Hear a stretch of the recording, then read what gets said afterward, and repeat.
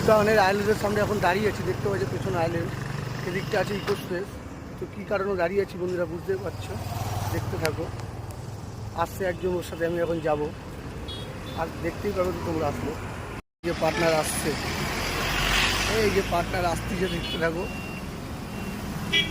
বন্ধুরা। আজকে আবার চলে আসলাম, দেখো বাকিটা দেখতে থাকো। দেখো ছক্কা, ধর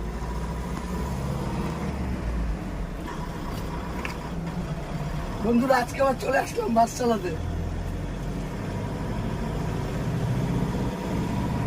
কেমন লাগছে দেখে বলো।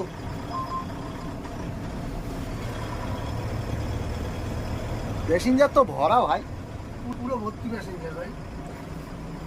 আস্তে আস্তে ব্রেকডাউন। বাবা গো,